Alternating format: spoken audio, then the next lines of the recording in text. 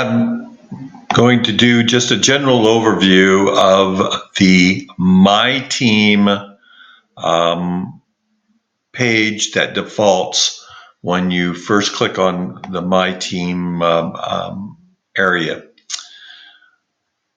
You'll note that it has your team name. It also shows the manager. If you have trophies, shows who you're going to play. You could go to the game center, which is also there if you wanted to see how you're doing position by position. Shows where you're at, what division you're in, what your waiver position is, which is a whole different discussion, which we'll talk about in YouTube also. Going further down, it shows what week you're in. If you want to find out what you did in whatever week, you could. Right here's the area to do that. Or you can also do it this way. If you click on different weeks here, or the last 2 weeks, or the last 4 weeks, or even different seasons, if you want to talk about different seasons for us veterans. But what this does in week 14 as a default, where you are, whatever week you're playing, it provides the current stats that have been already accumulated. And this is in real time. If you use your phone, or if you're on your computer, these are real time stats. So you'll see that I've scored some points on the Thursday night game. But it's also set where you could do projections, and I use this a lot to determine who I might want to use. Like the NFL.com will project that this quarterback is only going to score 15 points versus this one 21. So I will probably go with, unless my gut tells me, or the opponent that I feel might be a little tougher than what they believe. Also, if it's bad weather, I might make changes.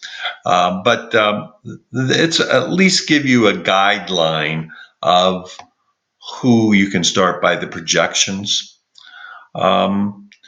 Research, I don't do too much about research, but here it is, so you know how many have them on their roster, how many starts them, etc. Advanced, it gives you even more information about particular players. Ranks, it ranks, a lot of different things. Projected rank in the week, and it looks like he's projected to be to do very well in the season from second. There's a schedule if you wanted to go out and see who they're playing on the last few weeks. Let's go back to stats, because that's what the default is, and use that to go down.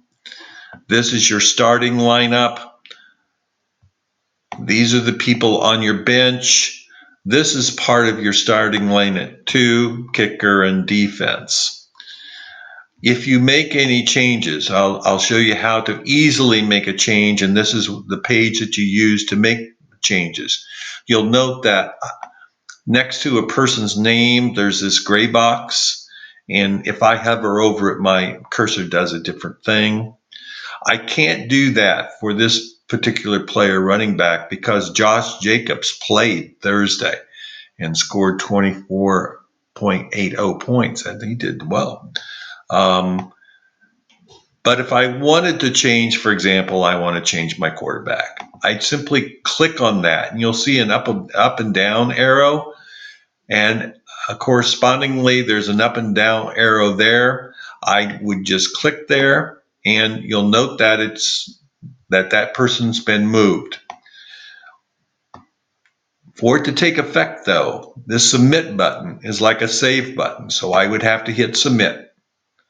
So, and you'll see your roster changes have been saved when you hit that submit button. But obviously, I don't want to use him. I want Jalen Hurts. to be my starting quarterback. So I'm going to do that again, and I'm going to hit submit. My roster changes have been saved again, and I'm back to where I was when we first started talking about this. These things here give you a breaking news about a particular player. You can click on that. No injury designation for week 14. That's a good thing. It gives a little bit of analysis, gives history of a particular player, what week, who they played against, how many points they scored, etc. That's a separate pop-up box. You just click on that X to get out of it. You'll notice that we, in our league here, the community league, we have one running back, because most teams only have one running back, one wide receiver, and then we have flex players, and this stands for running back, wide receiver, and tight end. So these two players here are one of those three positions. And again, if I want to make changes, I want my tight end to take over for my running back from Detroit, I would simply, you'll notice that I could move them there. So I hit submit. My changes have been saved. But again, I don't really want that. I think since he's playing against, although that's a tough team, he's playing at home, and bad weather shouldn't affect him. So I'm going to go ahead and put him back. And you'll notice that the arrows, although if Josh had not played, there also would have been the same thing up there in that area. But that automatically shows you where you can move them. You click it again, they move up there, and again, you've got to make sure that you hit the save or the submit button. So that's a brief overview of the My Team roster page, the My Team roster page, and that is where you make moves each week in order to set your lineup. Thank you, and we'll talk about other areas at another time. Bye.